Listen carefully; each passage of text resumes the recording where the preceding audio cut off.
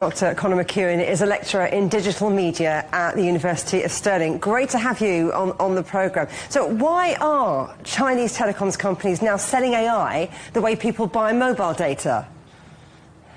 Well, I think that the cost of tokens and this being sold right now really comes down to three things. And there are three things that, we kind of could have seen coming in order. And the first thing is quite simple.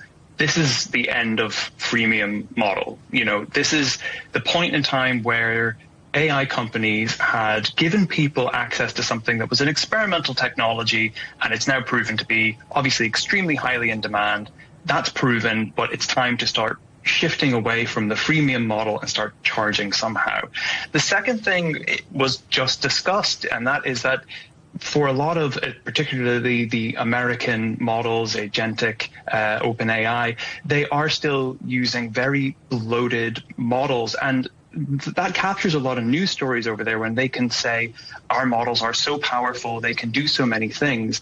But that means that even small prompts are really not energy efficient at all. And the last thing is the most recent switch, which is that people are now starting to use agent-based workflows where they're essentially creating lots of little digital workers for themselves. And that eats up tokens because those computers then are able to almost write their own prompts or enact their own kind of activities. And that is a much more expensive thing. So we're getting to the crunch point now where these companies need to start bringing in some revenue, or it could be the beginning of something really risky financially. Conor, quickly, does this mark the point, you think, where AI stops being a tech product and starts becoming a utility?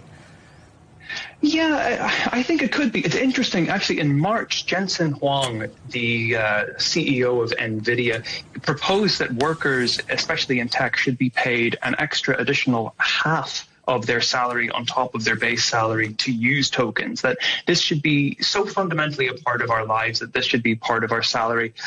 But at the same time, I'm a little hesitant to say that it's going to be exactly that in the predictable way, because it's important that we remember it's still possible for everyday people to run these models, open source versions of these models, on their home computers. So there could be a linear progression to this becoming a household utility, or the future could be slightly more complicated than we think.